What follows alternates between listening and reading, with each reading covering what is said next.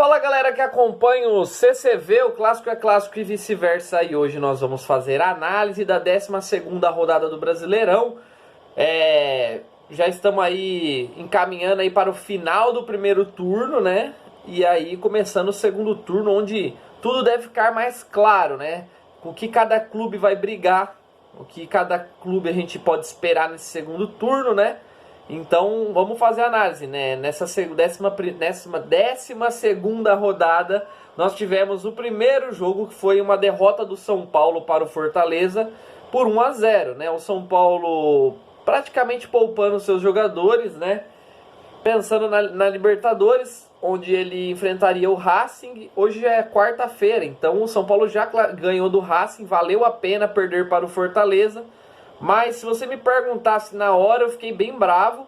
Eu também acho que o Fortaleza está bem, mas não acreditava que o São Paulo perderia. Eu achei que o São Paulo ia conseguir segurar o Fortaleza. E o que se questiona muito nesses jogos, que o São Paulo acaba poupando o time e tendo uma derrota ou não conseguindo a vitória, é a questão da vontade.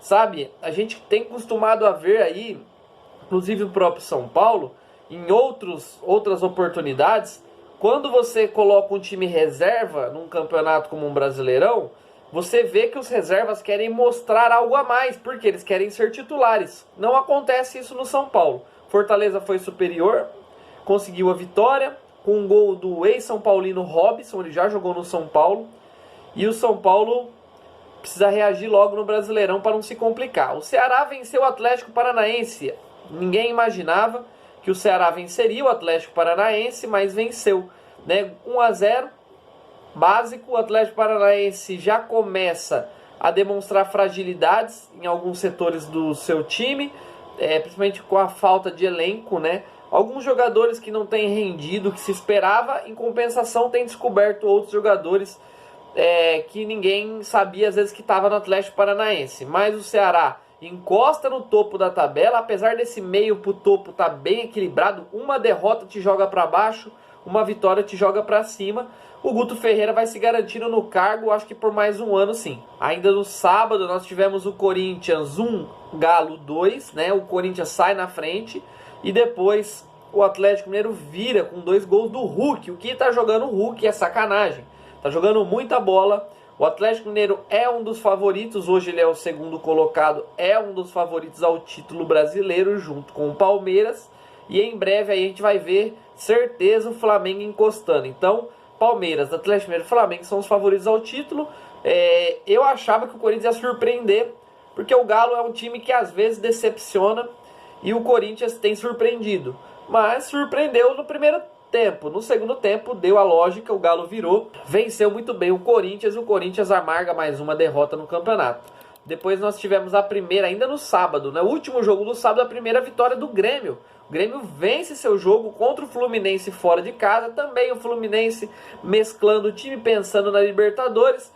O Grêmio vai lá, ganha seu primeiro jogo, o que deve tirar uma pressão enorme para sair logo, né, dessa zona de rebaixamento. A ideia é que o Grêmio realmente ficou muito distante pensando em título e Libertadores, mas cair, acho que o Grêmio em breve aí, agora que embalou, deve fazer seus 45 pontos aí e garantir, tirar da cabeça do torcedor essa questão de rebaixamento, que é inviável hoje pro Grêmio, né? Depois teve logo às 11 da manhã no domingo, Chape 2, Cuiabá 3, né?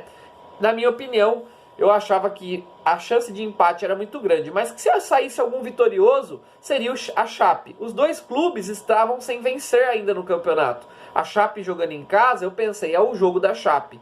A Chape perde para o Cuiabá, um dos principais concorrentes por rebaixamento, dá a primeira vitória para o Cuiabá, e a Chape, acho que esse jogo credencia a Chape para a Série B. Esquece. A Chape não vai mais conseguir se manter na Série A. É impossível a Chapecoense se manter na Série A com esse elenco. Entendo, é questão financeira, não dá para investir mais do que está investindo, mas Chapecoense já caiu. Cuiabá também, para mim, já é um que vai cair, mas consegue sua primeira vitória, de repente embala, começa a ganhar. Vai saber, né? Futebol é assim. Depois das 4 horas da tarde, no domingo, tivemos o Atlético Goianiense 0, Palmeiras 3, o Palmeiras embalado. Sei lá, tá com 6, 7 vitórias seguidas.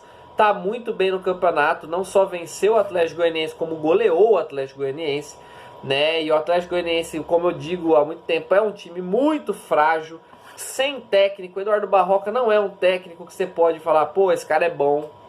Já tem outros amigos meus que acham ele muito bom. Eu não gosto do Eduardo Barroca e o Palmeiras passou facilmente, né? E tá firme aí na briga pelo título, deve ficar até o final.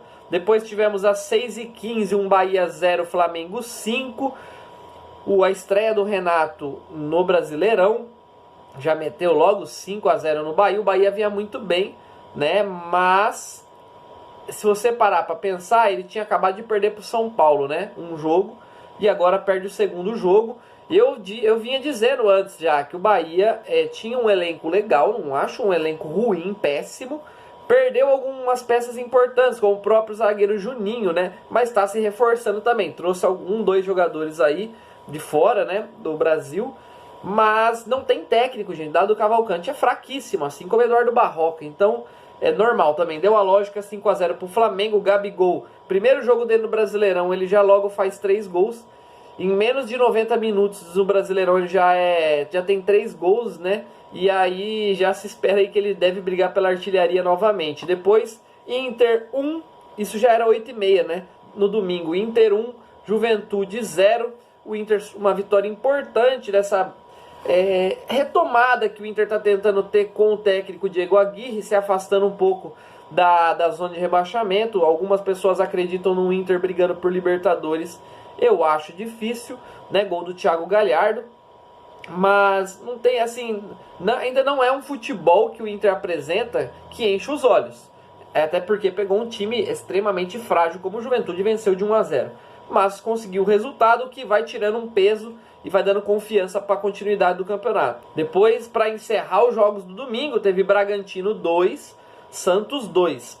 Eu acreditava realmente num jogão de bola, gente. Como foi 2-2, pô, é que a gente tá sem público, mas para quem assiste, seja pela TV ou seja um jogo ao vivo, 2-2 é um placar muito gostoso de assistir, né? O Bragantino continua invicto, apesar de já estar nos últimos 5 jogos. Ele tem 1 vitória e 4 empates, mas está invicto, não tem nem o que falar. Ele já está com 6 vitórias e 6 empates.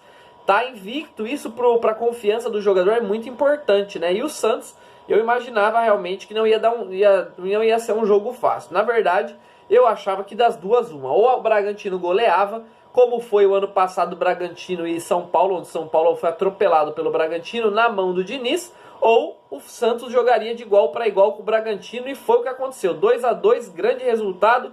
E na segunda-feira nós tivemos, né, um América e Sport. Eu acreditava muito na vitória do América, né, mas não, o Sport foi lá em Minas e ganhou o seu jogo, garantiu 3 pontos, sai da zona de rebaixamento, joga o América lá para dentro. Eu falo muito que esses jogos são importantes, porque tanto o América quanto o Sport são times que vão brigar para não cair. Por exemplo, se você pegar a tabela hoje do Brasileirão e tirar o Grêmio, automaticamente quem entra é o Sport. E aí você teria Sport, Cuiabá, América e Chape, que são os favoritos para cair. Esses são os favoritos. E aí você vê por fora correndo um Juventude, você vê por fora correndo um Atlético Goianiense e até mesmo um Ceará, na minha opinião, né? E o Ceará e o Bahia também, eu não descartaria o Bahia, né? Então, quando você vê um Sport ganhando fora, ele tá ganhando um ponto valioso nessa luta contra o rebaixamento, né? Porque é um confronto direto dos clubes que devem brigar para não cair. Então, parabéns pro Sport. Não foi um jogo brilhante do Sport, muito menos do América que perdeu, mas o resultado pro Sport é gigante. Mas é isso aí, pessoal. O que vocês estão achando desse Brasileirão? Comenta aqui embaixo, curta, compartilha o vídeo. Não se esquece de se inscrever no canal se você ainda não é inscrito, beleza? Um abraço e até os próximos vídeos.